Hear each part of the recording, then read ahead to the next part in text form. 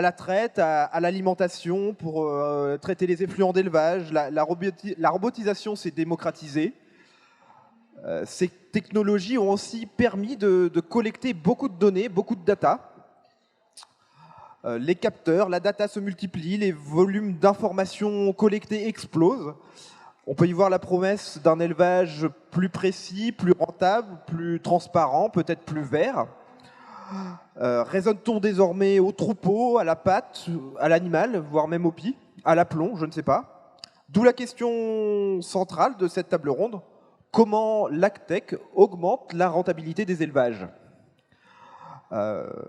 L'agtech, c'est aussi, au-delà de la rentabilité, parfois et surtout, une amélioration des conditions de travail du quotidien des éleveurs.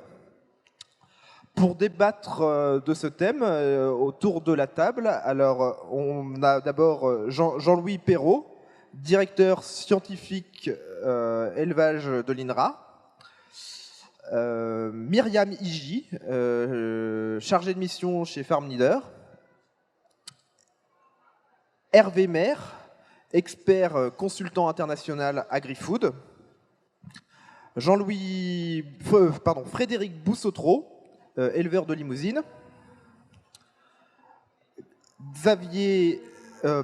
Johan Blanco, chef des opérations chez Aguila Technologies. Et enfin, Xavier Wagner, directeur général d'Applifarm. Alors avant de débuter ces échanges, je vais vous donner à chacun la parole. Déjà, est-ce que vous pouvez vous présenter ce que vous faites et puis me donner aussi votre définition de l'agtech? C'est quoi? Bon, alors, donc je suis Jean-Louis Perrault, donc je suis chercheur à l'INRA, donc directeur scientifique adjoint, comme ça a été dit. Mais dans ma carrière de chercheur, en fait, j'ai beaucoup travaillé en élevage laitier. Donc production laitière, problème de nutrition de la vache à l'air, problème d'acidose avec des rations concentrées, élevage et environnement d'une façon générale. Alors qu'est-ce que c'est que l'agtech pour moi? C'est beaucoup de choses. Et en tout cas, ça ne se résume pas à l'high-tech dans la ferme, où on a des capteurs partout sur les animaux, dans les bâtiments. Ça, c'est une vision. L'autre vision qui me paraît plus aussi importante pour l'avenir, c'est les données qui sont acquises et qui peuvent servir à faire de la gestion de troupeaux, d'exploitation, de faire du benchmarking entre exploitations. Et le troisième point qui me paraît très important, c'est tout ce qui va tourner autour de la traçabilité des produits, avec des demandes des consommateurs de plus en plus précises sur quand ils achètent un produit. Donc aujourd'hui, on va parler beaucoup d'élevage bovin, donc notamment de produits laitiers, avoir toute la traçabilité du produit qu'ils achètent, et tout ce qui est technologie des blockchains et tout ce qui est numérique va beaucoup aider dans ce cadre-là. Myriam Iji. Oui. Donc, Myriam Iji, chargée de mission chez Farm Leader, c'est un réseau d'agriculteurs, testeurs de solutions et de services numériques. Vous êtes plutôt une association, plutôt... Alors, on est un projet de l'Union InVivo.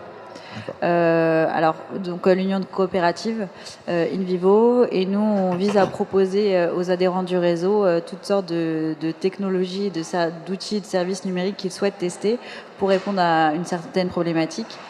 Tout ça on essaye d'adresser ces problématiques avec des outils numériques et voir si vraiment ça répond à leurs problématiques et si c'est pertinent, si c'est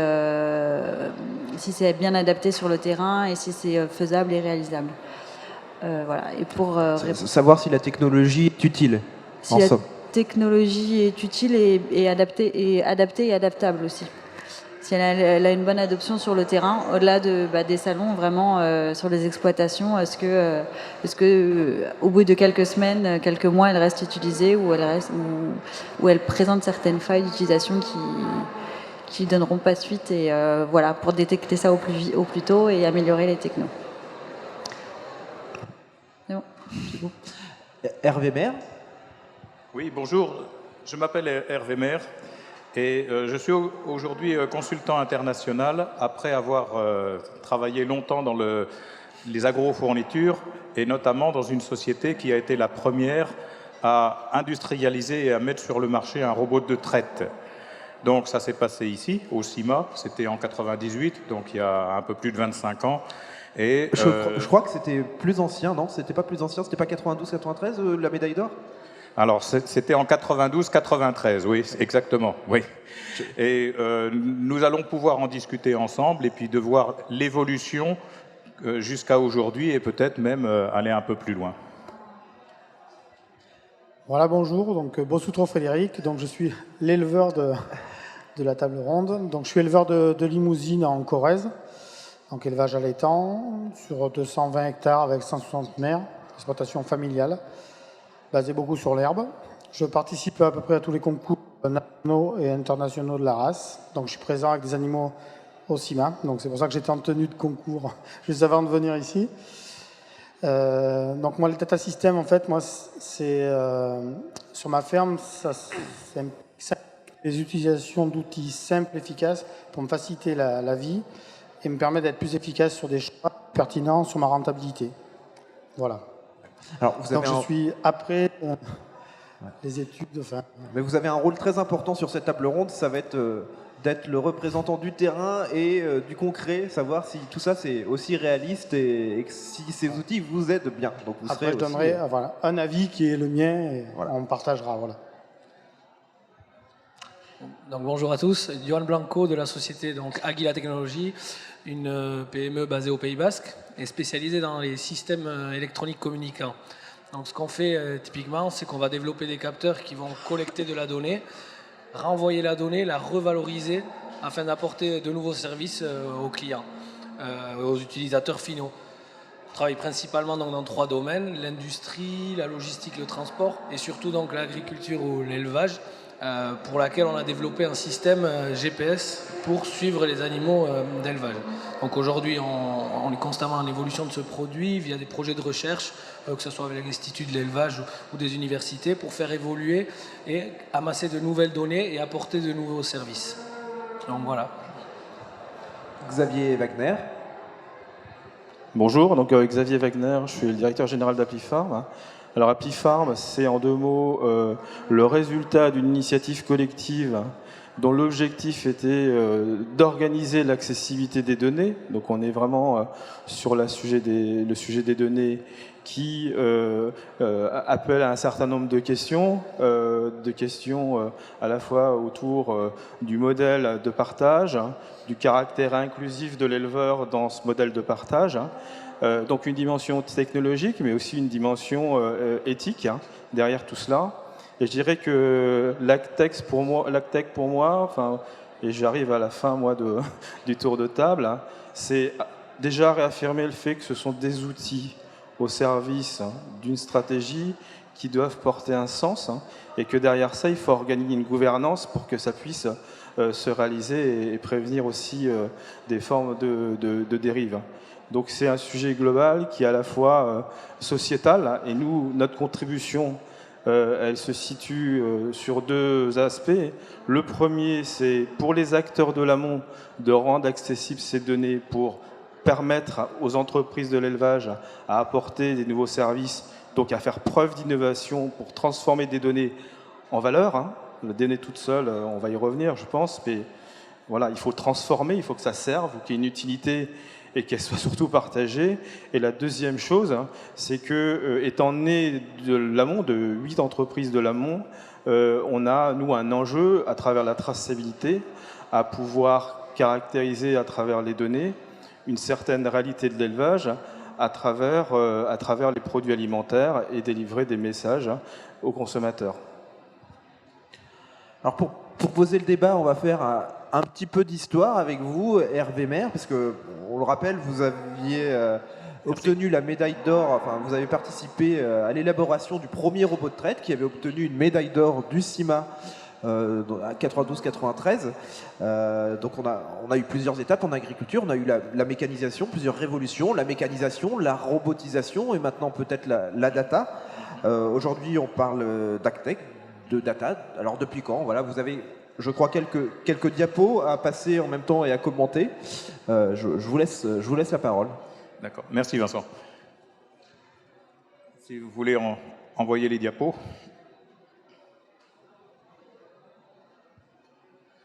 Voilà, donc retour en arrière, en 92, la société Manus installe le premier robot de traite dans la Somme, à l'élevage Claude Tellier, à Bouillancourt en Série, qui bénéficie entre autres d'une aide de la part de la région, du département, pour pouvoir arriver à la robotisation de son élevage, tout en conservant sa salle de traite traditionnelle, parce qu'on était encore dans la transition entre l'expérimentation et l'industrialisation, la commercialisation. Ici, au CIMA, dans le hall 1, la société Manus obtient la médaille d'or, ce qui est extrêmement rare pour une société d'élevage, puisqu'en général, ce sont plutôt des sociétés du machinisme agricole qui obtiennent ces récompenses prestigieuses. Et je dirais, pourquoi la société en est arrivée là? C'était grâce à une aide européenne qui s'appelle Eureka, qui subventionnait en fait des travaux de recherche. Donc il y avait un financement important, parce que le financement d'une société dans la recherche, c'est de l'ordre de 1% du chiffre d'affaires. Donc là, il y avait un besoin important pour développer, pour achever la commercialisation du robot et qu'on soit sûr que ça fonctionne bien. Si vous passez la diapo suivante. Ça a été un travail en équipe, donc un financement européen qui a consacré des équipes hollandaises et françaises. Alors je vais citer les personnes qui s'en sont occupées. Piet Oosterling, qui était responsable d'une société qui s'appelle Prolion, qui en fait venait d'une société hollandaise qui s'appelait Vicon, qui était un distributeur d'engrais en granulés, et qui s'était intéressé, passionné, visionnaire, et qui voulait aller jusqu'au bout dans la robotisation à cette époque-là. Donc on est encore en 90-93. L'Institut de recherche IMAG à Wageningen aux Pays-Bas. Ensuite, pour la France, Sagem, qui est une société d'électronique en France, et aussi le CEMAGREF, avec aussi une personnalité, Jean-Bernard Montalesco, qui travaillait sur le développement d'un robot de traite et qui cherchait à le mettre au point. Il fallait aussi un partenaire qui connaisse bien la traite sur le terrain, donc société à laquelle j'ai appartenu, dont les dirigeants en France étaient Daniel Quérault et aux Pays-Bas, Harry Korst, et qui ont apporté en fait un réseau de distribution qui permettait donc de connaître la traite au point de vue pratique, mais de pouvoir installer le robot, le montage du robot et de pouvoir l'entretenir, le servir. Diapo suivante. Ensuite, si on parle de robots en élevage, on va discuter du robot de traite. On voit actuellement, on le situe à peu près à 6000 élevages en France, mais aussi on a développé des robots d'alimentation, des robots de nettoyage, c'est-à-dire pour le traitement des déjections animales, et puis des robots pour le repousse-fourrage. Suivant. Si on regarde l'évolution du nombre de robots, on situe à peu près la commercialisation entre 2000, donc moi je vous parlais de 92, on était encore à l'époque des pionniers, et puis la commercialisation est intervenue un peu plus tard avec d'autres sociétés, notamment hollandaises, suédoises, danoises, allemandes, et puis d'autres aux États-Unis. Sachant que, non, revenez en arrière pour citer, voilà. La Suède aujourd'hui, sur le nombre d'installations, 30% sont équipés en robots. Bien entendu, il y a un fabricant suédois qui est sur ce pays-là. La même chose pour les Pays-Bas, on est entre 20 et 25% des élevages équipés. En France, on est à 8%. Il y a 60 000 élevages en France, 8 x 6, 48, on devrait être à peu près 5 000 robots au niveau de la France. L'Allemagne, 11% des élevages, le Danemark, 25%.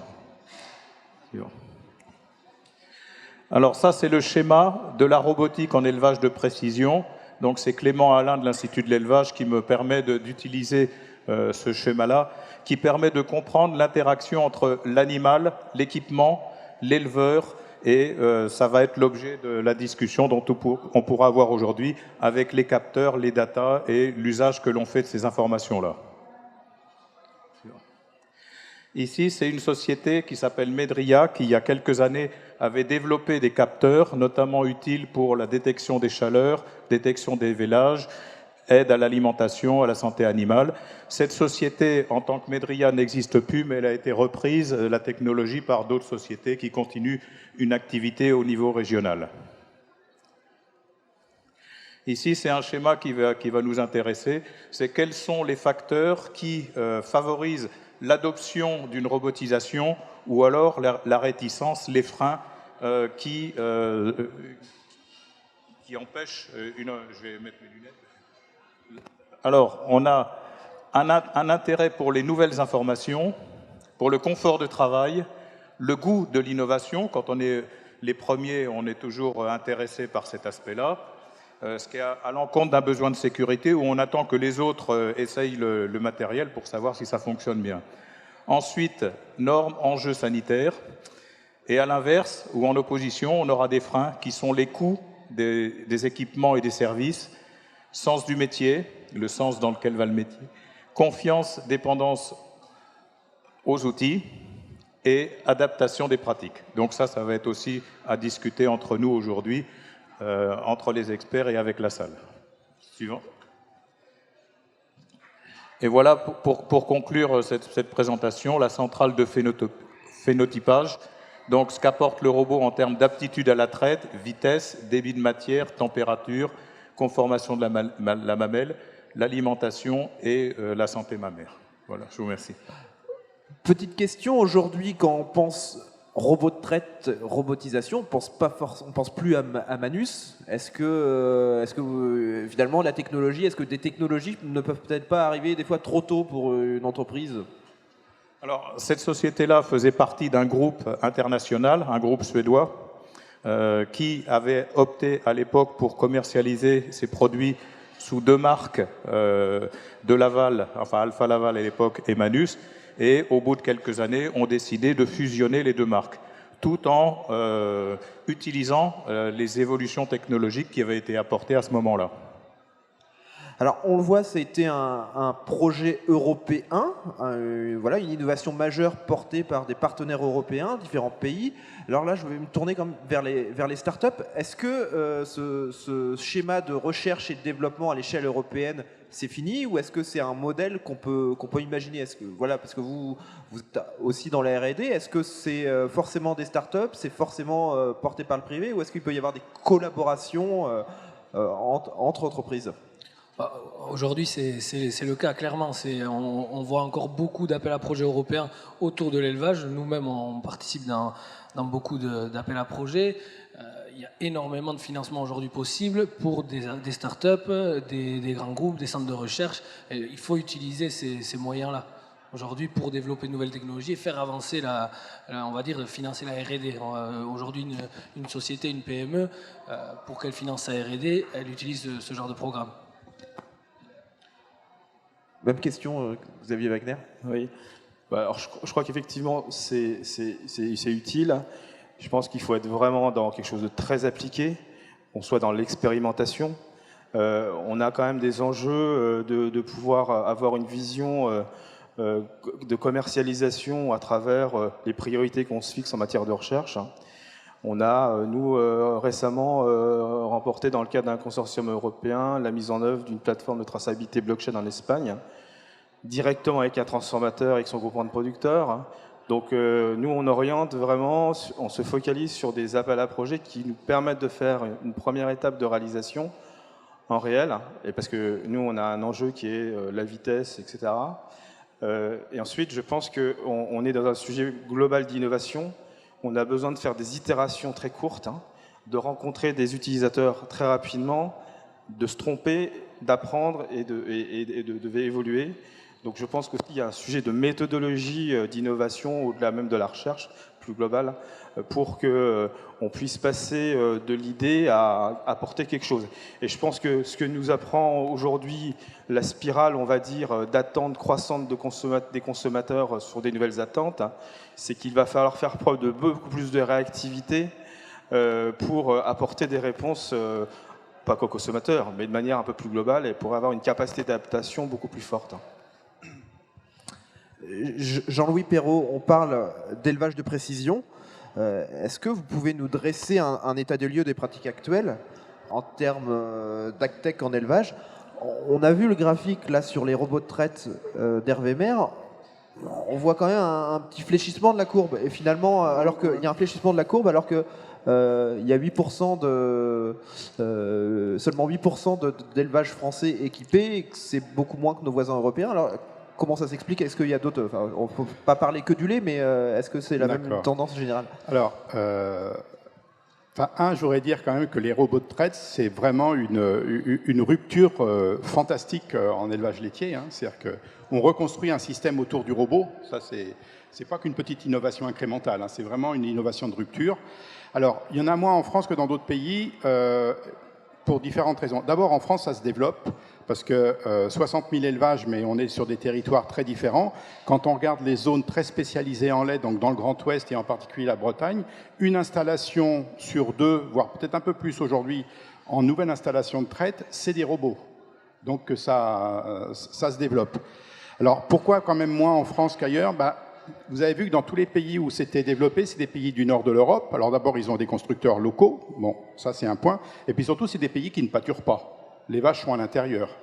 Donc en France, nous, on a quand même beaucoup de vaches qui pâturent encore. Et puis d'ailleurs, c'est demandé par la société quelque part. Et du coup, il y a quand même une incompatibilité, même s'il y a des travaux à l'INRA, à l'Institut de l'élevage, sur comment maintenir du pâturage avec un robot, c'est quand même plus difficile qu'un robot à l'intérieur avec des vaches à l'intérieur. Donc ça, c'est quand même un frein, et beaucoup d'éleveurs ne vont pas vers le robot parce qu'ils veulent maintenir du pâturage. À l'inverse, quand même, on voit quand même statistiquement que plus un élevage grossit, moins il est robotisé, plus il va sur des solutions comme les rotos de traite, les manèges de traite. Or, la tendance quand même des exploitations, c'est quand même de grossir.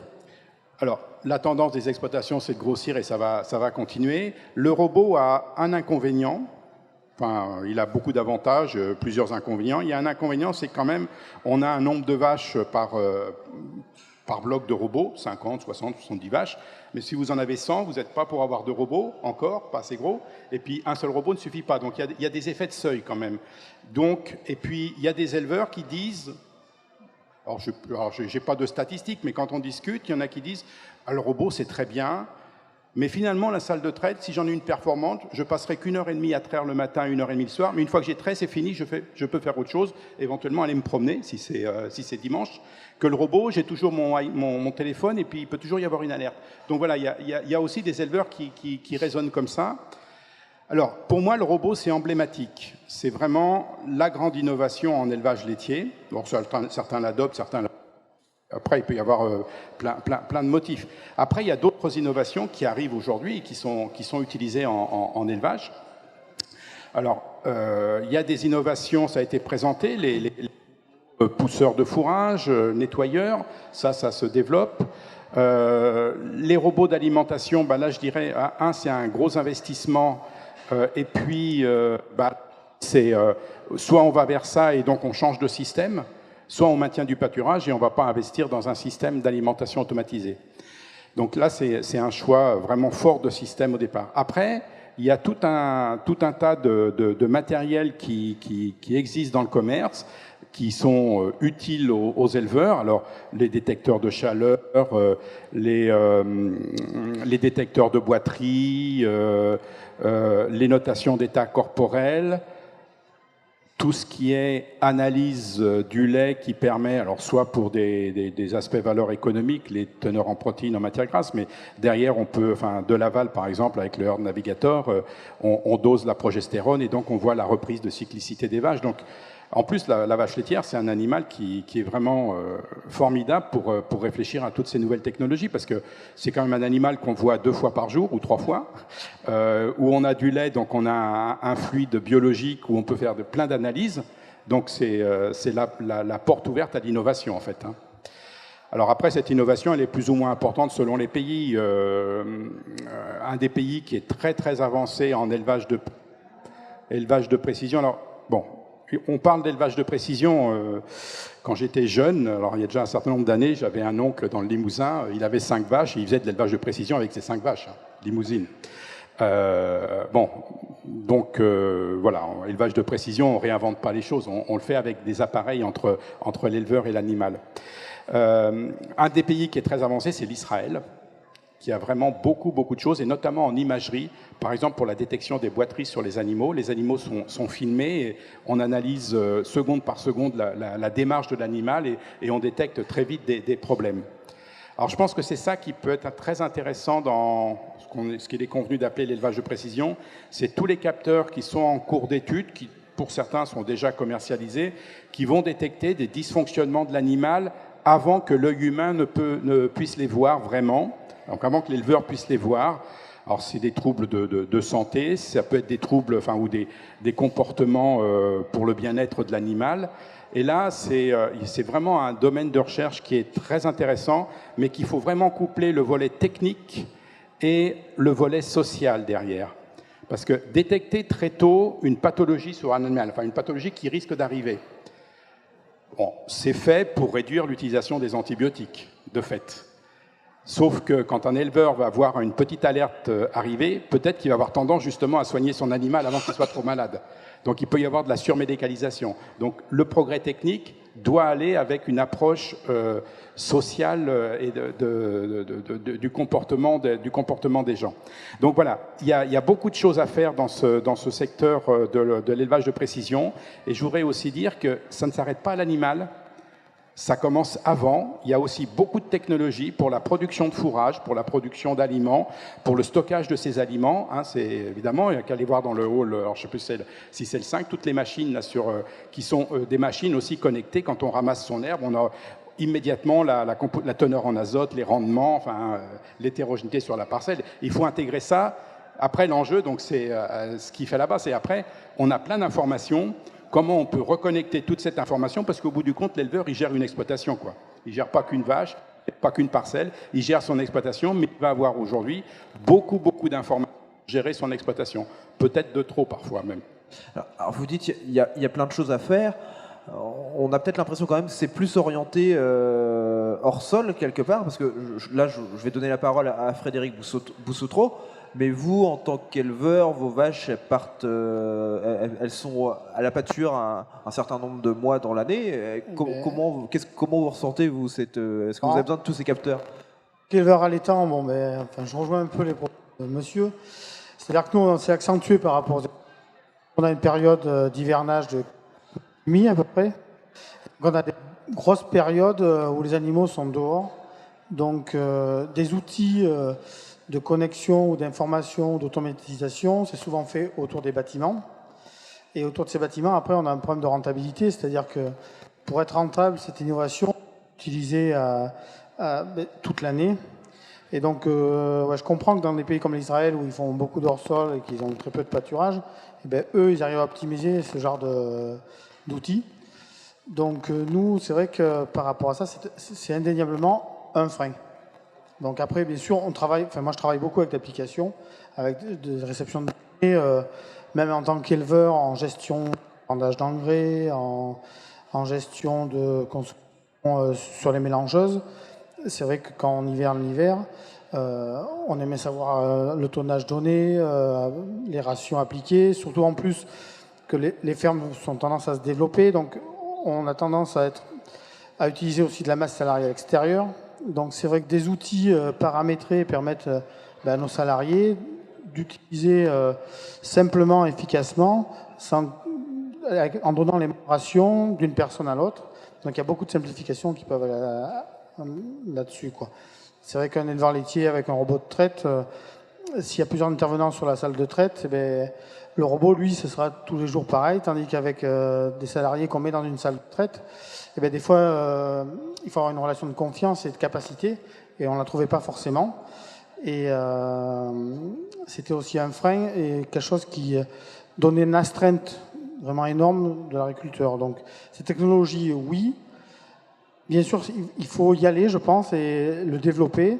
Le problème, c'est qu'il va y avoir des freins qui sont induits par la conduite de chaque ferme. Et c'est vrai qu'en France, on a beaucoup de fermes qui n'ont pas d'animaux toute l'année dans les bâtiments, et ça pose un problème de rentabilité par rapport au coût du matériel. Je ne sais pas si on peut faire un pronostic. Myriam Iji, votre réseau, il teste les technologies. Qu'est-ce qu'est-ce qui se dégage comme tendance? Qu'est-ce qui est testé? Est-ce que vous le savez un peu? Est-ce que on a eu le robot de traite? Alors là, bon, voilà, on le sait maintenant. Pour les années à venir, on s'oriente vers quoi? Est-ce que Déjà, en fait, je voulais juste rebondir sur ce que vous venez de dire. Et c'est vrai que beaucoup de technologies tournent autour du bâtiment et vraiment tout ce qu'on peut maîtriser dans le bâtiment. Et nous, notre réseau, il s'adresse pas uniquement aux éleveurs, mais aussi il s'intéresse aux grandes cultures, à la viticulture. Et c'est vrai que dans des cas, on a des problématiques pour lesquelles on va chercher des solutions numériques. Et dans d'autres cas, on a des solutions, des outils numériques qu'on va proposer aux adhérents en coopérative du réseau. Et on va essayer de trouver une utilisation. Et c'est le cas, par exemple, avec les drones qui est bien plus utilisé en grande culture pour la surveillance des dégâts des cultures ou pour le désherbage. Et là, on a eu des coopératives d'élevage qui ont exprimé leur intérêt de faire voler, par exemple, des drones pour la surveillance des troupeaux en pâturage. Et c'est là aussi où, du coup, on se dit que plutôt que de raisonner vraiment très sectionné, élevage, grande culture, viticulture, il faut voir la transversalité de certains outils qui ont été pensés pour une certaine utilisation et qui peuvent servir à d'autres en l'utilisant de la façon A, B, C ou D. Alors, je trouve intéressant l'exemple des drones. Je vais me retourner vers Johan Blanco parce que je me dis, vous avez le GPS qui localise la vache. Est-ce que comment on le connecte au drone qui va surveiller la pâture en disant, j'envoie mon drone, je veux qu'il aille voir telle vache à tel endroit. Est-ce qu'il y a une compatibilité ou est-ce que vous y réfléchissez? En termes de techno, il n'y a jamais de limite. On va dire tout peut être connecté à tout. C'est après toujours un terme de moyens et à combien de gens ça va correspondre. Parce que c'est pareil de sortir ce que je vous disais l'autre jour, des objets avec des fonctionnalités illimitées.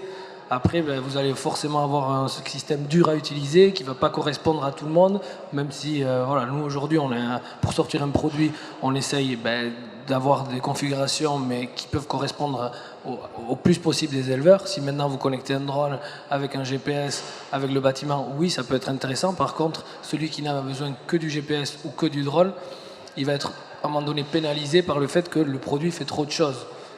Moi, c'est aujourd'hui, je pense qu'il faut limiter les utilisations vraiment aux besoins qu'on a. On a la notion de data, je voulais revenir sur la notion de data. Déjà, quand vous avez créé le premier robot de traite, est-ce que vous pensiez déjà à collecter de la donnée?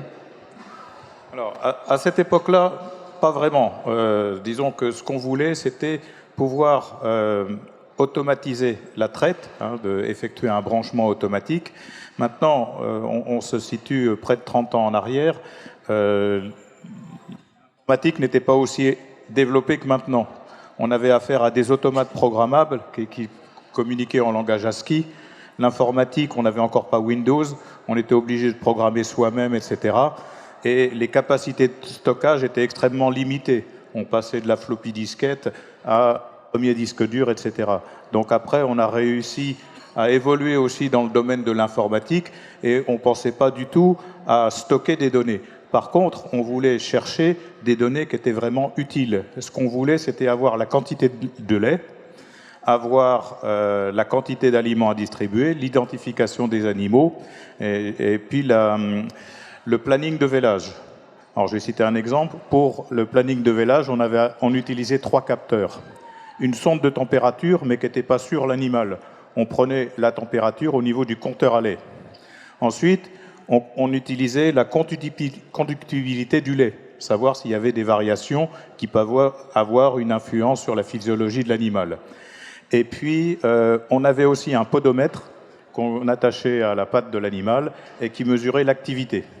Donc, plus l'animal se déplaçait, plus c'était une indication. Mais alors, encore une fois, ce n'était pas certain. C'était une probabilité que la vache était en chaleur. Et on se basait sur quoi? Sur un cycle qui était prévisible, puisque tous les 21 jours, la vache retournait en chaleur depuis la date de vélage. Donc aujourd'hui, les capteurs ont évolué dans ce sens-là, puisqu'on essaye de prendre la température sur l'animal, non plus dans le lait, etc., et puis d'être encore plus précis qu'on pouvait l'être à l'époque. Donc on n'avait pas beaucoup d'informations qu'on pouvait utiliser. Je pense qu'aujourd'hui, la tendance, c'est toujours la même chose, de garder des data, des big data pour les utiliser, et d'autres qui sont stockés, on ne sait pas par qui, peut-être par les constructeurs, qui utilisent ces informations avec leurs capteurs et qui les gardent en vue de les utiliser à des fins techniques, scientifiques ou commerciales. Xavier Wagner, une réaction, et après je vous donne la parole, Jean-Louis Perrault. Oui, je voulais réagir, enfin, des observations. Finalement, vous avez fait le rappel que la robotisation était en marche depuis déjà un certain nombre d'années dans l'élevage, et qu'on découvre aujourd'hui le phénomène, qu'il est mis en lumière alors que le sujet existe depuis déjà 15-20 ans. Ça, c'est la première chose. La deuxième chose, c'est que des données, il y en a. Alors, il faut qu'elles soient accessibles, ok, il faut qu'elles soient numériques, c'est une chose. Donc, la question qui se pose derrière, c'est pour apporter des choses utiles, c'est d'amener des choses qui servent, et donc faire de la complexité des usages assez simples, mais avec de la valeur. Et la complexité, c'est difficile à faire.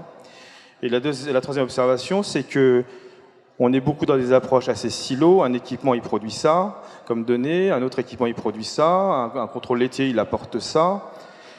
Le fait d'être en capacité d'accéder à des données de différentes sources, qu'elles soient objectives comme un équipement ou qu'elles soient métiers avec une valeur ajoutée particulière d'un prestataire de service, ça nécessite de travailler sur des choses plus systémiques pour interpréter, et on est plutôt dans un sujet de comment on va arriver à faire du décisionnel pour apporter la bonne décision, en tout cas la bonne proposition de décision et apprécier le bon niveau de risque au bon moment pour éviter de réveiller des gens la nuit, pour éviter de polluer des gens avec des fausses alertes ou des faux positifs, quoi. Jean-Louis Perrault, d'abord, vous voulez réagir, et après je vous redonne... Juste une précision sur les systèmes qu'on avait à l'époque. On avait un système d'alerte, mais il fallait que l'éleveur aille consulter une liste d'attention pour être alerté. Je pense qu'aujourd'hui, une des principales évolutions, c'est le smartphone qui permet d'appeler l'éleveur, de lui indiquer qu'est-ce qui se passe et qu'est-ce qu'il faut faire. Jean-Louis Perrault.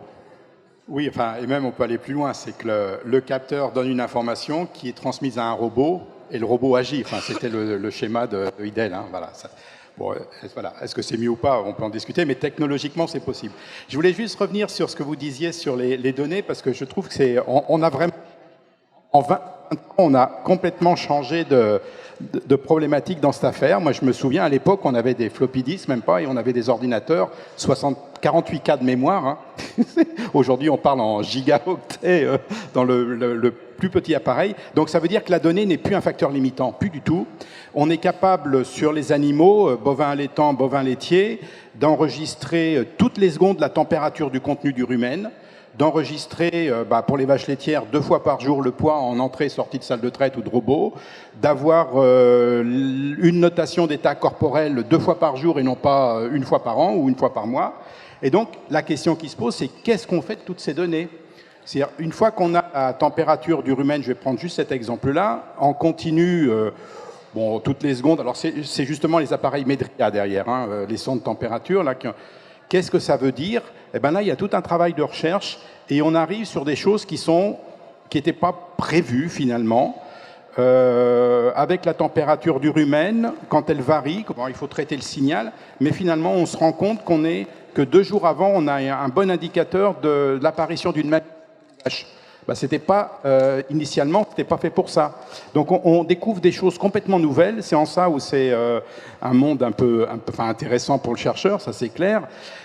Et puis derrière, ça repose des questions sur la façon de faire de la recherche. C'est ce que vous disiez sur les données, c'est-à-dire nous, en tant que chercheurs, on était très basés sur des modèles mécanistes. On essayait de comprendre des phénomènes, de les expliquer, et donc de prédire avec des modèles.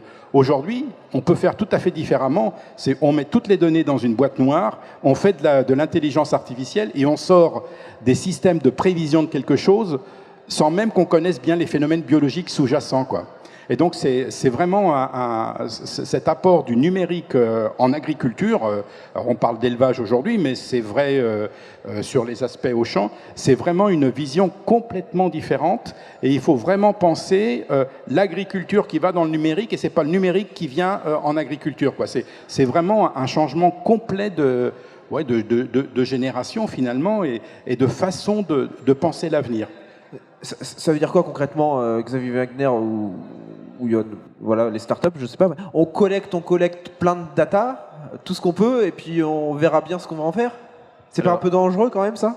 Alors nous, on est observateurs de ça. Nous notre positionnement chez Applifarm, hein, c'est d'être une plateforme où les données sont accessibles à des entreprises pour qu'elles les réutilisent dans leurs propres projets de services ou pour réaliser des études R&D ou produits à grande échelle.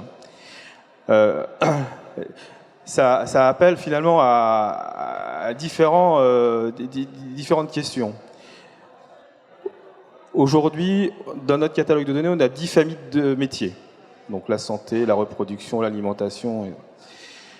Les entreprises, elles sont forcément d'un métier et elles vont finir par découvrir des données qui existent chez les autres. Au-delà de la tête de chapitre, le sujet, c'est de rentrer vraiment dans le détail de ce qu'il y a derrière. Et là, c'est un autre sujet, puisque du coup, on rentre dans les conditions de production, la fiabilisation et l'homogénéité des données entre les différentes sources. Ça, c'est le premier sujet. Ça veut dire que c'est pas actif de comprendre les données du voisin. La deuxième chose, c'est à quoi ça sert. On a plein de données, ok, donc c'est un potentiel, on va dire, infini. Et là, je pense qu'il y en a besoin d'être schizophrène, c'est-à-dire qu'on a besoin dans un coin de notre tête de savoir que ça existe. Et de l'autre côté, on doit partir des besoins exprimés par des éleveurs et tenter d'y répondre. Donc ça se traduit par les données, mais c'est qu'une partie du problème, parce qu'on a beau avoir des données derrière, il faut peut-être les valoriser, c'est-à-dire développer des choses qui fabriquent de la connaissance, parce que des données brutes, ça n'a pas beaucoup de valeur. Donc il y a un effort scientifique, un effort technologique, un effort à faire. Et ensuite, il faut trouver un modèle économique pour transformer la valeur créée en un service. Donc il y a le sujet du prix, le sujet de l'impact que ça a, et de la capacité des éleveurs à le payer. Et ça, la problématique, c'est qu'il faut le faire en même temps, et il ne faut pas le faire de manière séparée.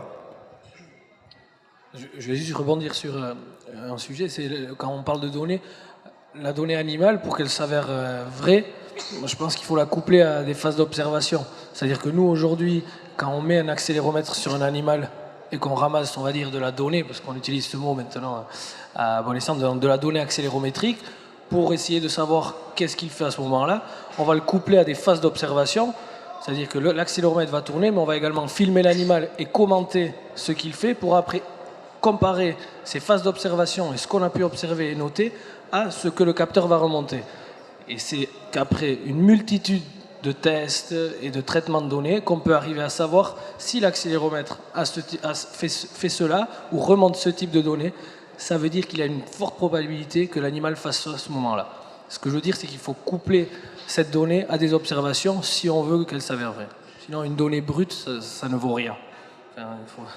Frédéric Boussotro. Oui, je voulais réagir. Oui. En fait, collecter des données, c'est une chose, mais pour l'éleveur, il faudra à un moment donné faire attention d'être pas contre-productif et lui proposer beaucoup de choses et qui ne va pas y retrouver son intérêt ou être inondé par des informations. Il faudra être très vigilant sur la fiabilité et la pertinence de ce qu'on va lui proposer. Moi, je sens qu'on est sollicité par beaucoup de choses, beaucoup d'applications, beaucoup de choses connectées un peu partout dans le matériel, enfin sur les fermes. Il ne faut pas que ça devienne... je pense qu'on a une immense opportunité aujourd'hui dans l'élevage à attirer ce genre de recherche et on pourra en tirer profit sur notre travail, mais il ne faut pas que ça parte un peu dans tous les sens et qu'on s'éloigne de choses fiables et pertinentes pour vraiment améliorer nos conditions de travail. À titre de comparaison, vous considérez comme très connecté dans la moyenne par rapport à vos collègues éleveurs? Comment vous vous situez? Allô? Oui. Attendez, je vais prendre mon micro. Si on peut en avoir un autre.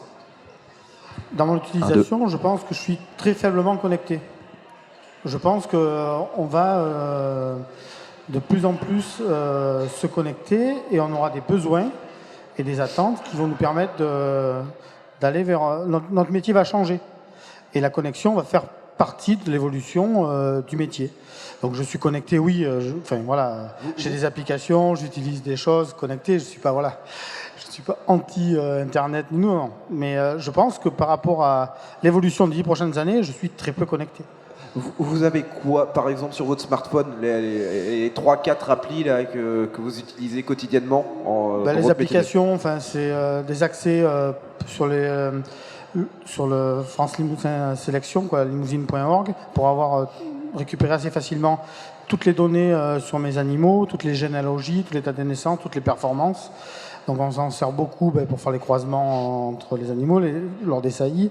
On s'en sert aussi quand il y a des clients, parce que je vends des animaux à leurs producteurs régulièrement. Donc directement dans le pré, dans la stabulation, on a accès à un numéro à 10 chiffres de l'animal et on peut ressortir la 4e ou 5e génération, toutes les performances, les pointages, choses comme ça. J'ai un accès aussi pour faire mes déclarations de naissance, des connexions dans le pré sitôt que le veau est né. Identification et déclaration, voilà. C'est les deux principales que j'utilise aujourd'hui. Jean-Louis Perrault, je crois que vous vouliez réagir. Enfin, je rebondis sur ce que vous disiez tout à l'heure. Je pense que il faut faire attention avec ces nouvelles technologies. Parfois, on tombe dans le gadget. Il faut faire attention de ne pas y aller. Et je pense qu'on a trop une démarche descendante d'industriels, de start-up qui produisent des choses intéressantes mais qui n'intéressent pas forcément tous les éleveurs. Et on n'a pas du tout, et c'est ressorti dans un projet européen dans lequel j'étais, où il n'y a pas du tout en fait une approche inverse qui est mais qu'est-ce que les éleveurs auraient besoin pour gérer leurs troupeaux, c'est quoi leurs besoins au quotidien, et on construit l'outil à partir de ce besoin quotidien. Ça marche pas toujours comme ça, pas assez souvent en tout cas comme ça, et ça a été ressorti par les éleveurs dans tous les pays qui étaient dans le projet. Hein. Donc c'est pas un problème français, c'est en Belgique, c'est en Hollande. Il n'y a pas assez de prise en compte de la demande de la base. Quand tout à l'heure on parlait tout ce qui se fait avec les animaux à l'intérieur, bah oui, mais les animaux, ils sont quand même 6 mois par an, parfois plus à l'extérieur, et c'est pas toujours pris en compte, quoi. Et on a besoin peut-être d'outils qui gèrent à la fois l'extérieur et l'intérieur, voilà, pour répondre à une demande d'éleveur. Donc ça doit marcher dans les deux sens, parce que les industriels, eux aussi, ils ont des idées intéressantes et il faut qu'ils les développent, mais en sens inverse, il faut aussi qu'il y ait une demande qui remonte du terrain. Alors, ça doit marcher dans les deux sens. Je me tourne vers vous, Myriam Iji, c'est un petit peu la tendance, la volonté de ferme leader. Vous testez beaucoup, vous avez assez d'agriculteurs testeurs? Effectivement, oui, je rebondis sur ce que disait Jean-Louis Perrault, il faut bien s'intéresser aux besoins et que ce ne soit pas descendant mais aussi ascendant. Et le réseau s'est construit, l'idée c'est vraiment à l'horizontale, mettre l'agriculteur, l'éleveur au centre du réseau et de travailler avec tous les acteurs qui se sont engagés dans la démarche, c'est-à-dire les agriculteurs, les coopératives, les instituts techniques, et travailler ensemble à réfléchir à ce qu'ils voudraient tester demain. Donc on a fait par exemple un workshop avec l'Institut de l'élevage, avec certains de vos collègues de l'INRA, des coopératives, des éleveurs, pour justement déterminer quels étaient les enjeux prioritaires sur les élevages, du moins de leur expérience, et du coup essayer de trouver des technologies qui pourraient répondre à ces enjeux-là. Et c'était ça notre rôle à nous de Ferme Leader, c'est d'aller chercher des technologies qui répondent à ces besoins et puis de faire un retour, de boucler la boucle avec eux, de voir est-ce que ça correspond, on teste, on en parle dans le réseau, on fait bénéficier des autres agriculteurs de ce retour terrain. Voilà.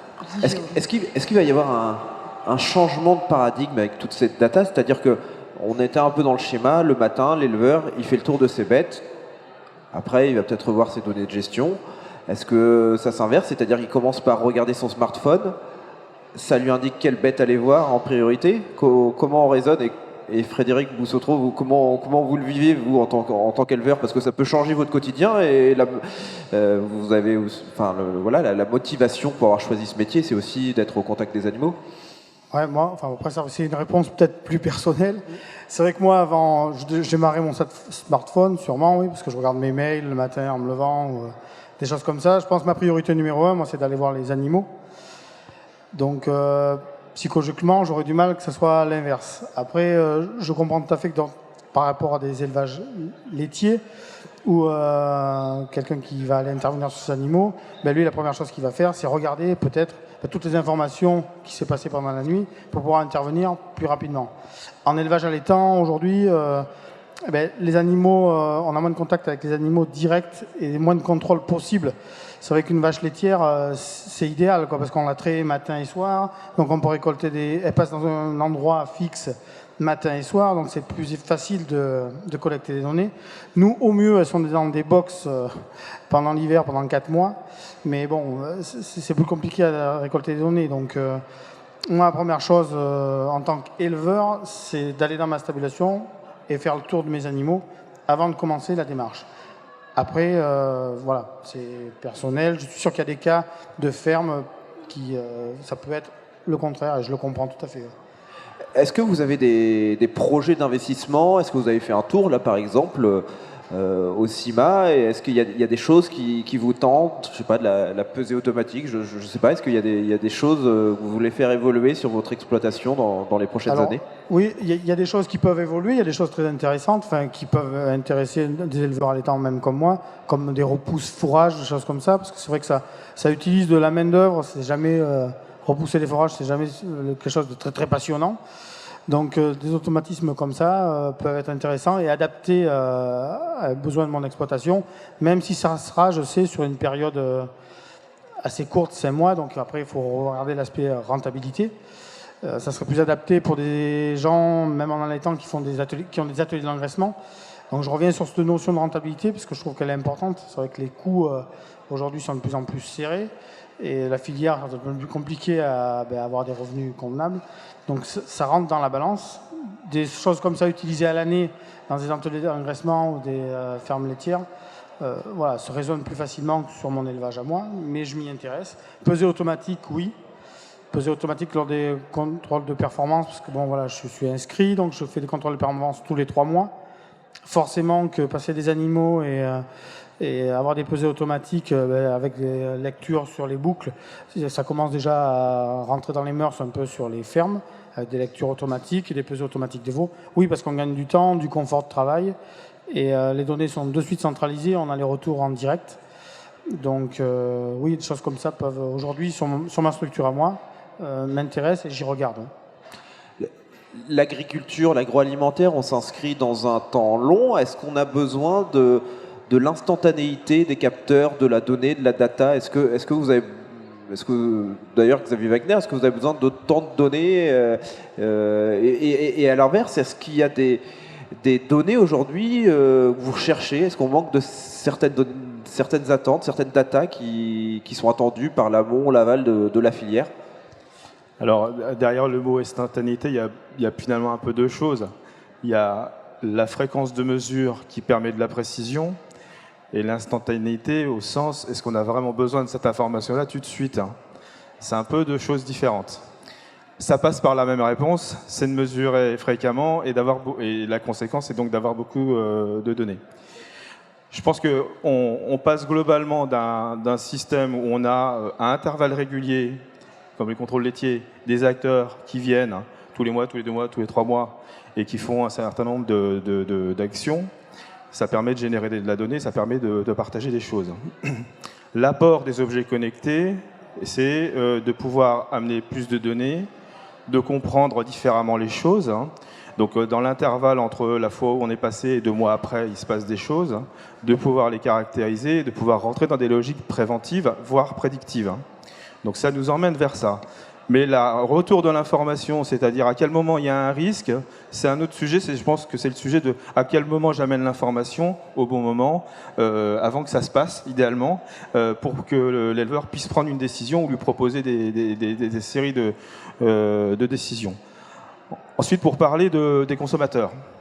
Aujourd'hui, et on voit que sur les sujets autour de la traçabilité des produits alimentaires, finalement, en France, si on compare la France et les États-Unis, on arrive sur un sujet de traçabilité à partir de deux besoins différents. Aux États-Unis, ce qui a motivé Walmart dans la mise en place d'une blockchain, c'est la sécurité alimentaire, le rappel des produits. Donc la capacité à rapidement pouvoir identifier quelles étaient les causes d'un problème sur toute une chaîne logistique.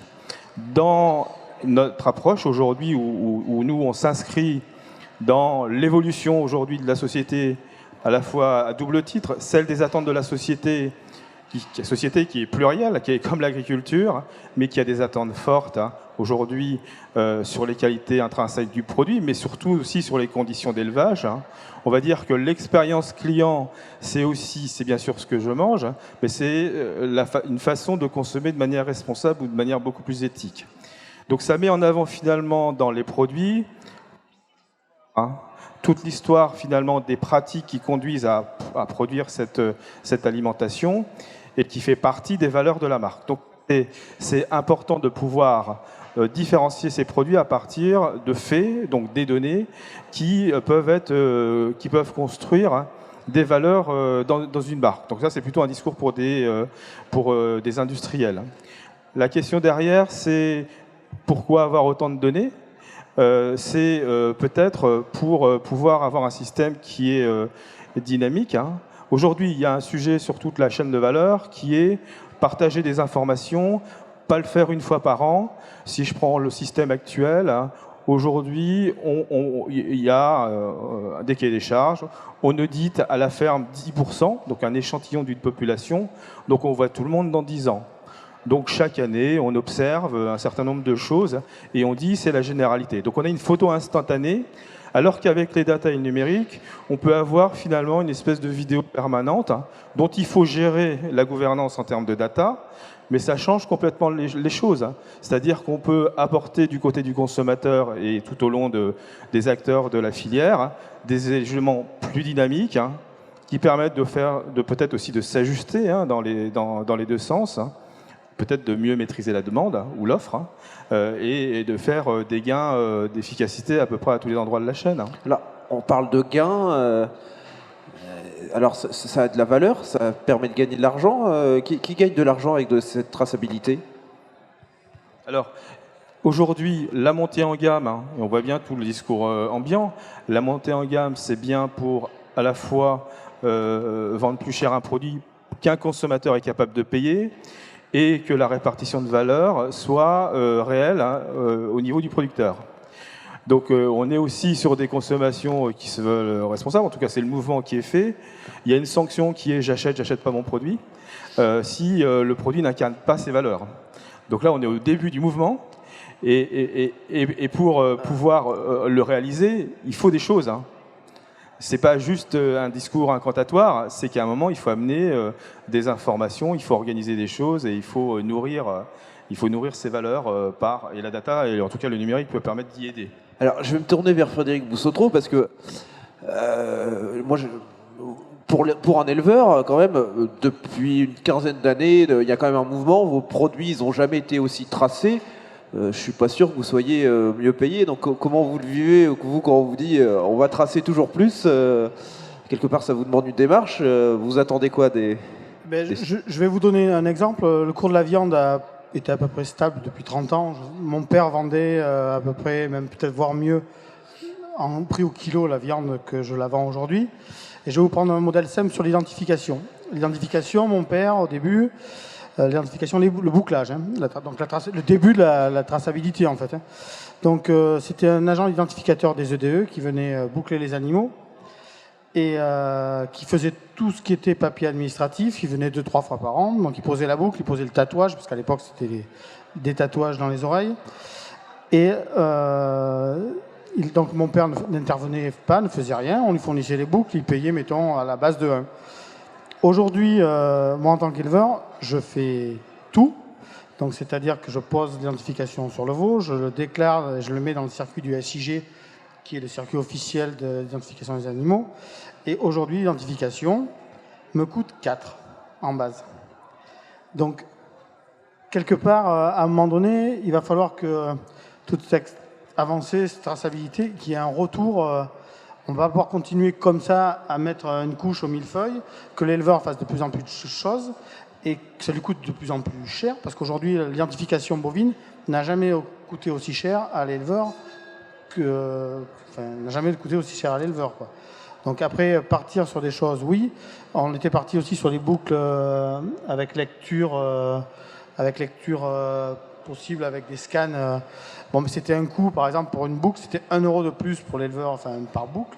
L'éleveur, lui, significativement, j'ai été acteur dans le projet au niveau de l'INRA, parce que j'avais testé les premières boucles de lecture. C'est vrai qu'on était arrivé dans le projet avec des lectures au minimum, avec des palettes pour passer devant, pour revoir l'identification. Ça aurait pu être intéressant s'il y avait une identification avec des distances raisonnables. On était arrivé à des distances où il fallait presque être sur la vache pour pouvoir passer le lecteur et avoir l'identification de la vache. Donc l'identification servait plus à l'aval, après dans les abattoirs, des choses comme ça. Donc l'éleveur lui payait, mais lui, il ne pouvait pas s'en servir. Donc il faudra faire attention que toutes ces avancées ne servent pas que d'un côté de la balance, mais servent aux deux, et qu'il y ait un retour sur investissement qui sera vraiment palpable. Il y a des choses qui se mettent en place, comme des détecteurs de vélage, où là, oui, ok, là, il y a une rentabilité réelle pour l'éleveur, qualité de travail et éventuellement intervention s'il y a besoin d'intervenir. Là, on peut mettre des chiffres et estimer sauver 1 ou 2 veaux de plus. Là, on peut faire des choses comme ça. Après, sur des choses, je reste sceptique. À qui, parce là on est un peu dans la question de la rentabilité, à qui elle appartient la donnée que vous collectez, à qui elle est? Et notamment peut-être, je me retourne aussi vers Xavier Wagner ou Johan Blanco, mais à qui elle appartient? Alors pour nous, c'est clair, la donnée elle appartient à l'éleveur. C'est-à-dire qu'à partir du moment où vous achetez un dispositif chez nous, la donnée, bien sûr, elle est stockée chez nous. On ne la renvoie pas sur des serveurs aux États-Unis, type Google ou Amazon. C'est-à-dire que la donnée reste chez nous. Par contre, l'éleveur reste propriétaire de sa donnée. Par contre, voilà, c'est vraiment un discours aujourd'hui qu'on a. Il y a 2 ans, on n'en aurait même pas parlé. Les gens commencent à prendre conscience un peu. Rien qu'en ayant un smartphone dans la poche, vous avez énormément de données qui circulent et qui renvoient. Celle-là, elle est censée vous appartenir à partir d'aujourd'hui. Nous, la donnée, on fait le choix, elle est à l'éleveur. S'il veut la récupérer, la récupère. De toute façon, pour lui, elle est accessible via les interfaces qu'on propose. Si après, il veut récupérer la donnée brute, elle est accessible également. Xavier Wagner et après Hervé Maire.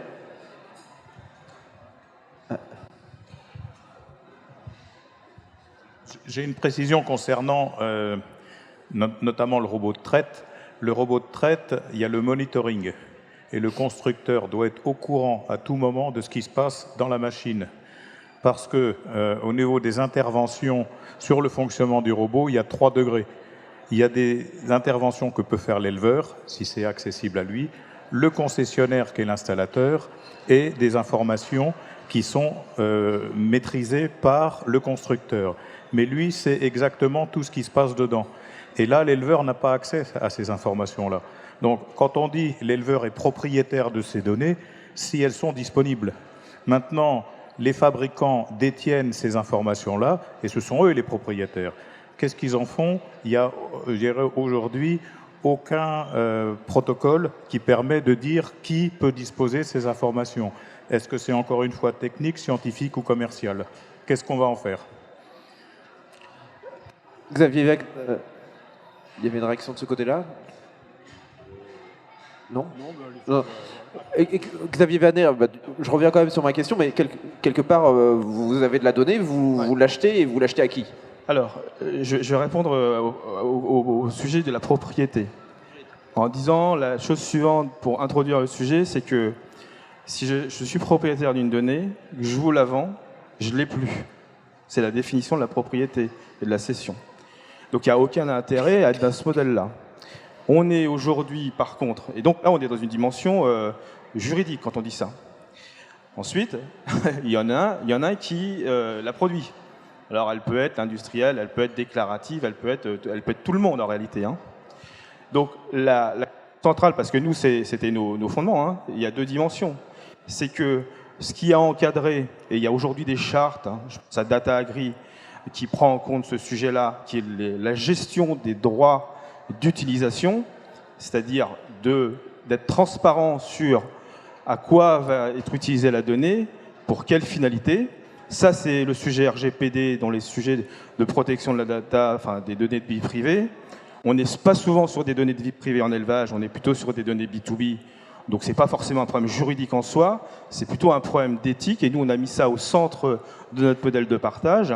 C'est quelle que soit la nature des données, évidemment quand elle est privée, mais encore plus quand elle est B2B, il faut l'accord de l'éleveur, c'est ce qu'on appelle nous le recueil du consentement, c'est-à-dire que formellement, l'éleveur accepte de partager ses données, pas dans l'absolu et sans savoir à quoi ça va servir, mais bien parce qu'il y a un service qui va l'utiliser, donc il y a un cadre, hein, on définit une utilisation et un usage de cette donnée-là de manière contractuelle, hein, pour une finalité qui est un service, hein, avec quelqu'un qui gère ce service. Donc le sujet important, je pense, que c'est de bien encadrer ces droits d'utilisation. Et derrière, ça re-questionne sur le sujet de l'éthique. Donc nous, comme on adresse ce sujet, on a mené une réflexion là, depuis presque un an sur la création d'un comité éthique, hein, parce qu'on ne va pas tout régler par le juridique. Il y a un certain moment, il faut mettre du sens, il faut mettre des éleveurs dans un comité éthique pour que aussi il y ait un organe, hein, évidemment complètement indépendant d'actionnaires, hein, qui puisse avoir un regard éthique sur l'usage de ces données, parce que ça pose un certain nombre de questions. Du point de vue individuel, il y a ce sujet-là, il faut nécessairement que l'éleveur sache à quoi ça sert. Hein. Bon, on peut se le dire, c'était pas forcément toujours dans des pratiques de manière très formelle. Hein. Aujourd'hui, on a développé cette application qui numérise la gestion de ce consentement, ça enregistre dans une blockchain, donc transparence, auditabilité. Et puis, je pense que ensuite, il y a des questions qui sont autour de l'image même des filières. Donc, il y a un sujet d'éthique, à quoi on utilise les données et les risques que ça peut apporter potentiellement. Et là, il faut des organes qui permettent de prévenir des dérives. Et donc, on a considéré qu'un comité éthique indépendant de fondateurs, hein, avec des gens qui voilà, n'ont pas d'intérêt particulier dans telle ou telle structure, hein, était une manière, hein, de pouvoir organiser une espèce d'organe indépendant qui donne des avis sur le caractère éthique. Alors pas en général, hein, on n'est pas dans la médecine et des questions de bioéthique, on est sur les sujets d'utilisation des données dans l'élevage. Hervé Maire, je crois que vous vouliez réagir? Non? Non, d'accord. Je dirais, il y a deux niveaux de données. Il y en a qui sont facilement accessibles et puis il y en a qui restent dans le domaine confidentiel. Parce que dès l'instant où on utilise des données pour, à des fins de fonctionnement d'un matériel, les fabricants essayent de se protéger, hein, de ne pas avoir de piratage d'informations. Et puis, il y a aussi un autre aspect qui n'a pas été évoqué, c'est la confidentialité, la CNIL, qui est là aussi pour protéger les éleveurs d'introduction dans le fonctionnement de leur entreprise. Je me tourne vers la salle, on va faire un petit temps de questions. Je ne sais pas si y a des questions dans la salle. Est-ce que... je vois pas de main qui se lève. Bon, on va... Si, voilà, j'arrive.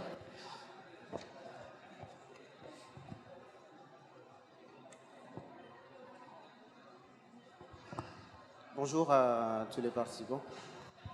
En fait, ma préoccupation, c'était juste de savoir, est-ce qu'il y avait des cas d'utilisation assez précis pour savoir quel serait le niveau de l'impact sur la rentabilité elle-même? Est-ce que ça a été déjà évalué? Est-ce que vous avez des exemples de ce genre? Merci.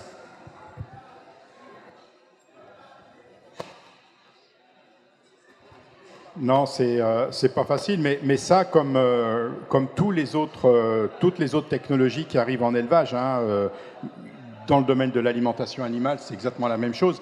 C'est pas si facile que ça de savoir la rentabilité, et parce qu'elle peut être compliquée à calculer en euros. Et puis dans la rentabilité, il y a aussi tout ce qui est le confort au travail. Ça ramène pas d'argent, mais ça donne du confort. C'est de la réassurance. On a fait par exemple un travail sur le Grand Ouest sur les détecteurs de vélage. On a interrogé des éleveurs, on leur a demandé ce que ça leur apportait. En fait, ils nous ont dit, on regarde, à la limite, on ne s'occupe même, on regarde le résultat, mais on regarde nos animaux. Et puis si la machine dit comme nous, bah, on est plus serein et on assimile. Donc ça, je ne sais pas y mettre des euros, moi, derrière. Simplement, l'éleveur, il est mieux dans sa tête à un moment donné pour gérer quelque chose de compliqué, qui est la repro de ces animaux.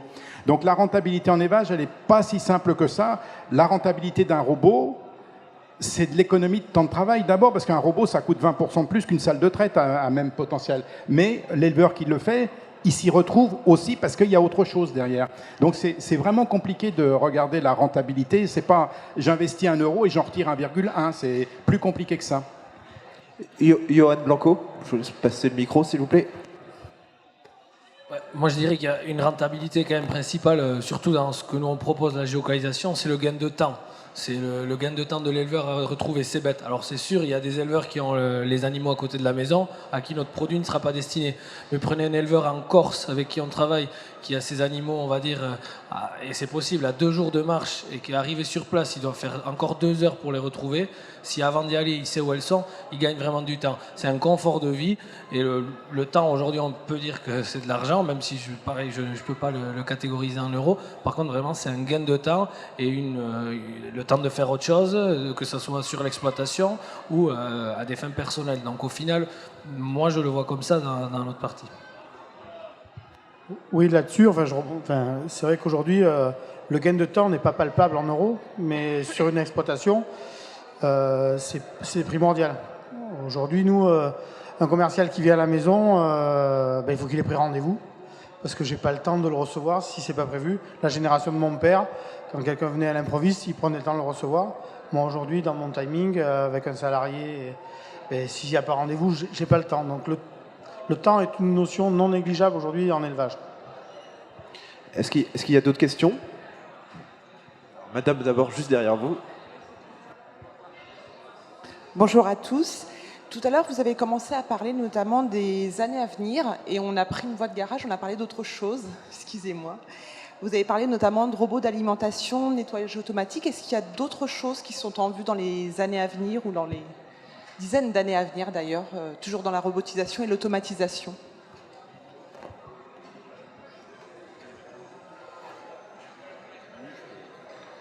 Je vais donner 2-3 éléments qui sont plus du domaine de la recherche. Où il y a beaucoup de progrès à faire, c'est de l'acquisition de nouvelles informations sur les animaux.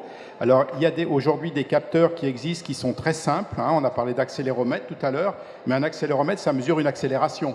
Or, ce qu'on a besoin, c'est d'une information biologique derrière. Donc, comment traduire l'information d'un capteur type accéléromètre en une information biologique qui a du sens pour un éleveur?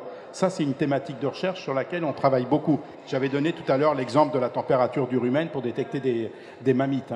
Ça relève de la même chose. Un deuxième grand domaine d'innovation, ça va être d'aller vers des capteurs intelligents qui soient capables de reconnaître des molécules ou des organites. Alors, c'est encore plus vrai peut-être en élevage porcin et avicole qu'en ruminant, quoique, c'est de pouvoir détecter la présence d'un germe pathogène dans un bâtiment, par exemple. Et donc de pouvoir agir très vite pour éradiquer avant que ce germe se développe et puis fasse une pneumonie dans le troupeau. Donc ça, c'est des choses nouvelles qui arrivent.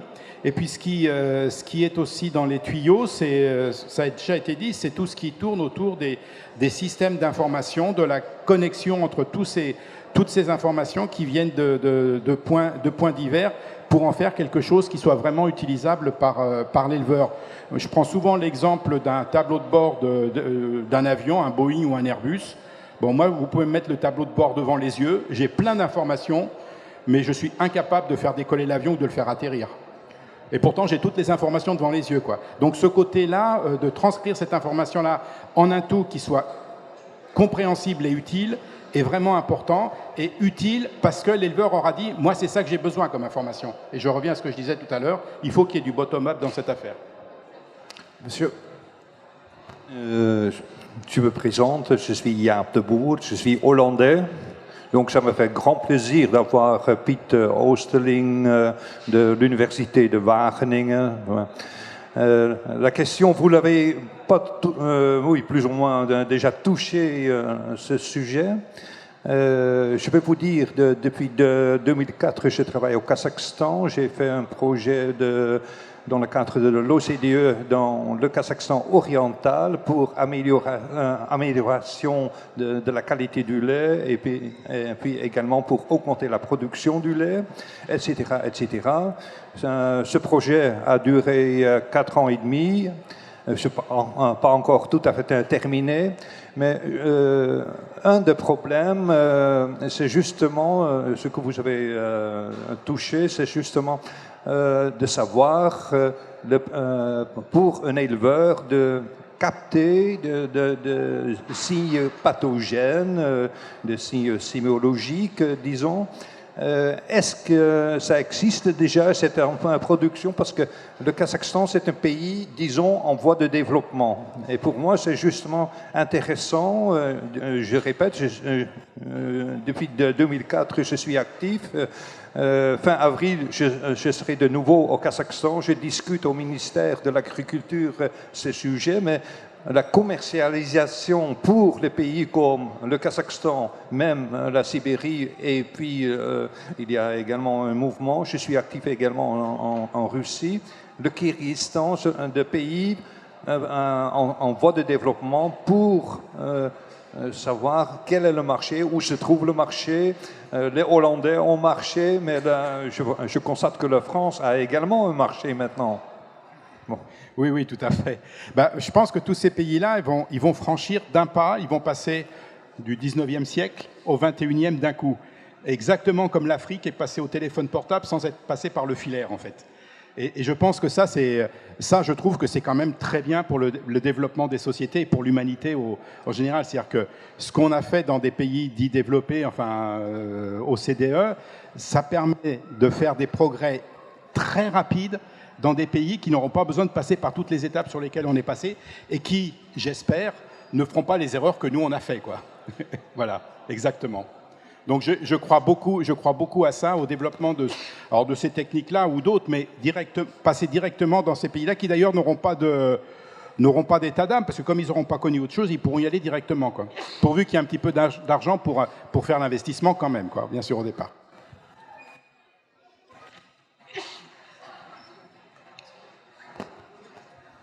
Oui, René Autelet, c'est plus une remarque puis à la fois une question.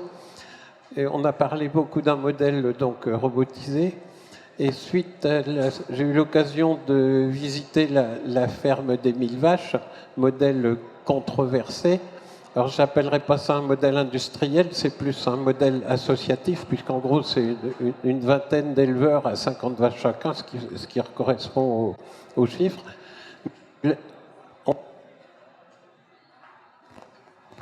On a eu la surprise de n'y trouver dans ce modèle aucun robot, aucun automatisme, même pas un DAC. Et la distribution se fait au télescopique, la traite se fait sur un rotolactor, capacité 2000 ou 2500 vaches. Et donc le modèle dont on vient de parler, est-ce que vous pourriez nous expliquer la pertinence des deux modèles par rapport au nombre d'animaux?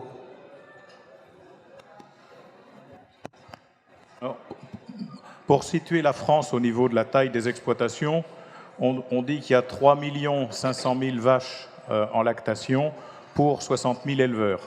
Bon, vous mentionnez Kazakhstan, la Russie. Aujourd'hui, en Russie, le moindre élevage Molochnaya Kombinat ne démarre qu'à partir de 2000 vaches. Hein, on a affaire à des installations complètes. Quelle est la technique de traite dans ces pays-là? C'est le carrousel, c'est un roto. Parce qu'on privilégie quoi? La vitesse de traite. On veut traire 100 vaches à l'heure. Alors qu'en France, on est parti sur une individualisation de la traite en libre service. Le robot convient peut-être. Vous citiez un élevage sur deux est un robot. En installation neuve, en renouvellement. À mon avis, c'est inexact, parce que je connais une société qui ne fait que du robot, et pour elle, c'est 100% des installations qui sont robotisées, puisqu'elles sont de couleur rouge, et d'autres qui ne font pas de robots. Il y a des sociétés, notamment en Ukraine, Bretslav, en Pologne, Polnet, en Turquie, qui ne font pas du tout. Donc le robot concerne certaines installations, c'est peut-être 1 sur 2 dans certaines conditions.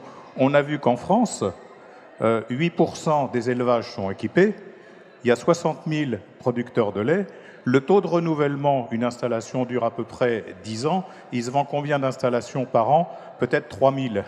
Ça m'étonnerait qu'on vende 1500 robots de traite, 1 sur 2. Donc, ça dépend des circonstances où on va les situer.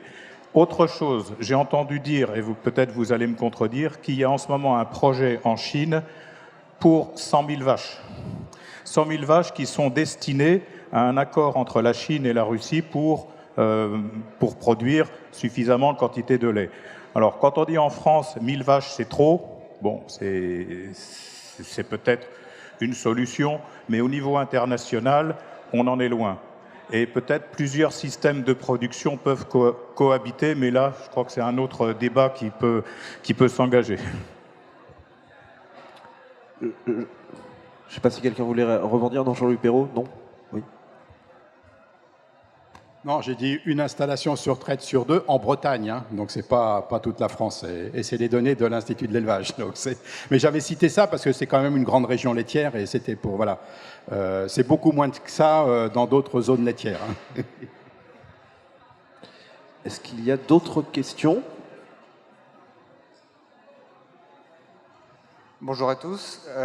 Une question, quand on rencontre les startups qui proposent des outils d'adaptation pour les grandes cultures, justement, elles s'intéressent à comment mieux produire la culture. Du côté de l'élevage, on s'intéresse beaucoup à la santé des animaux et on a peu entendu ou pas entendu parler justement de la production de fourrage. À juste titre, vous avez évoqué que la France était un pays de pâturage. Et l'année 2018 a montré du coup l'importance de l'impact qu'avait un manque de fourrage sur la pérennisation d'une exploitation. Est-ce qu'aujourd'hui il y a justement des solutions qui pourraient émerger vers une meilleure production de l'herbe ou une meilleure gestion? Oui, tout à fait. Enfin, dans les exemples que j'ai cités en début de réunion, j'ai parlé de choses à l'intérieur, mais il y a aussi des choses qui se font au pâturage, par exemple des mesures à l'herbomètre automatisé.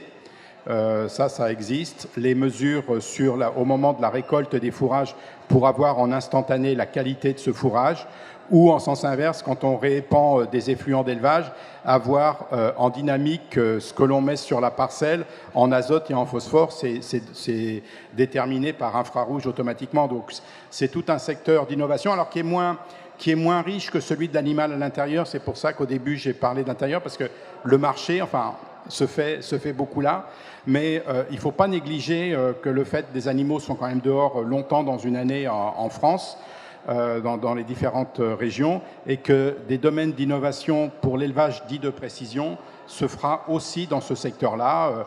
Alors il y a les GPS, hein, alors là jusqu'à encore, effectivement, là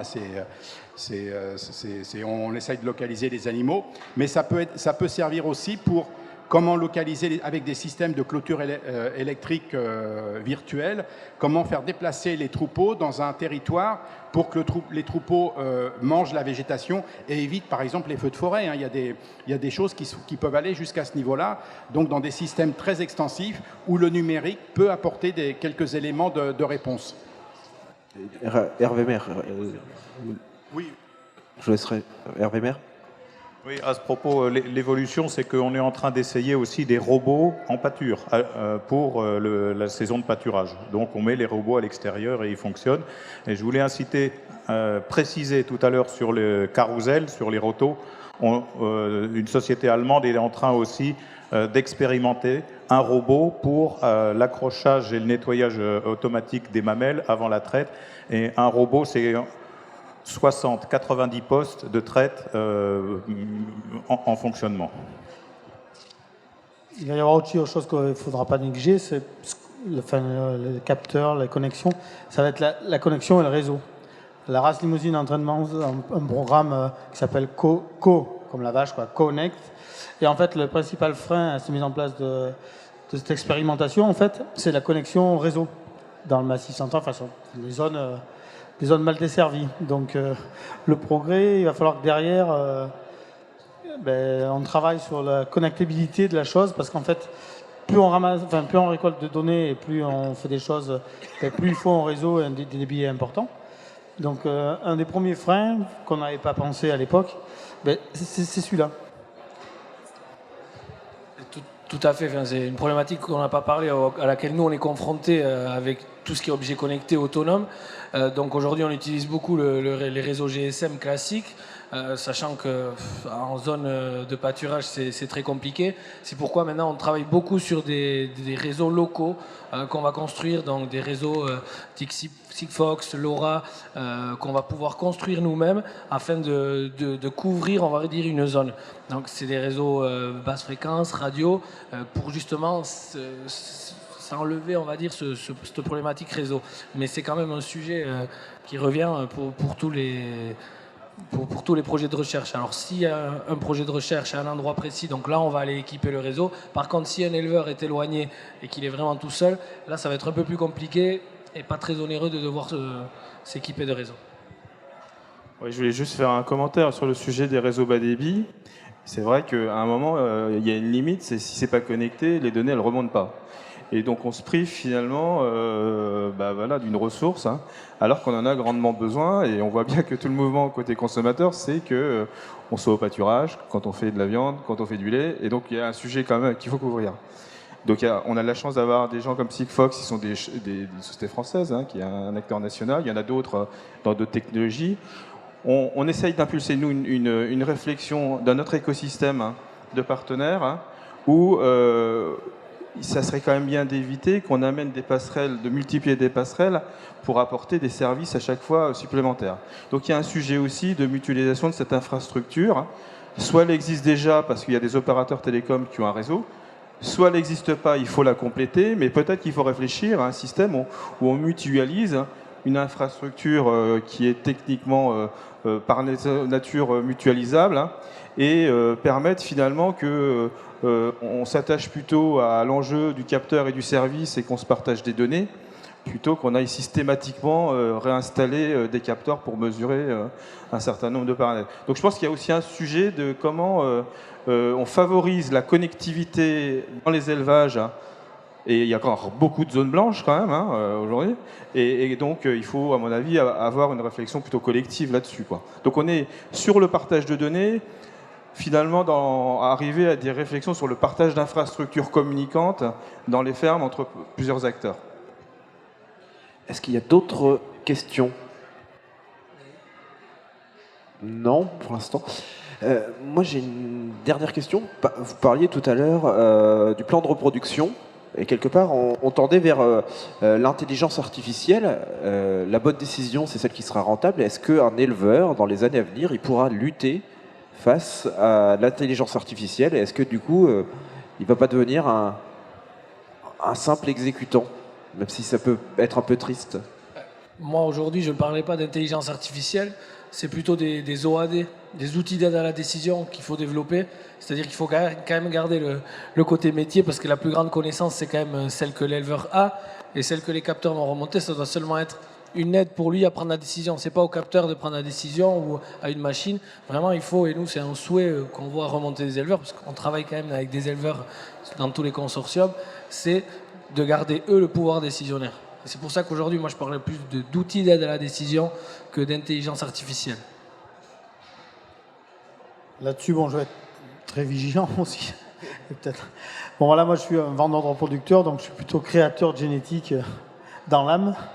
Donc, c'est vrai que moi, je le vois plus comme un outil qui peut nous faire quelques points rouges ou quelques points verts sur certaines aptitudes et être vigilant. Après, l'éleveur, par rapport à sa reproduction, je pense que il faudra le laisser libre. Après, et il sera libre de faire ce qu'il veut. Je pense aussi que certains éleveurs, eux, se laisseront facilement tenter par ce genre de solution. Ce sera une solution de facilité intellectuelle, une façon de relativiser le risque. Parce que voilà, par rapport à un choix de taureau, quand on introduit un taureau dans un troupeau, on prend quelque part un risque, parce que s'il produit mal, derrière, on vendra mal. Donc, ça peut être rassurant, enfin, ça peut être braquant pour certains éleveurs, parce qu'ils se sentiront obligés de faire telle chose ou telle chose, et ce sera plutôt quelque chose qu'on leur imposera. Par contre, d'autres, ça peut quelque part aussi les rassurer dans leur choix. Donc, il faudra un peu que ça s'adapte à chaque exploitation et intellectuellement que chaque éleveur raisonne à la façon dont il veut l'utiliser. Je ne sais pas s'il y a encore des questions dans la salle. Il va être l'heure de conclure cette table ronde. Je vous remercie d'avoir participé. Peut-être, je ne sais pas, est-ce que quelqu'un veut un mot de la fin, savoir, Hervé Maire, ce que vous retenez, vous, de Je vais cette avancer table le mot ronde? de la fin en disant que bon, finalement, l'AgTech, c'est pas nouveau. C'est peut-être nouveau pour ceux qui le découvrent.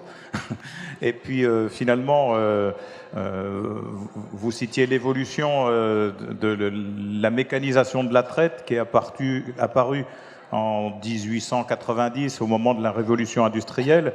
Ensuite, on a recherché l'automatisation, la circulation des animaux, etc.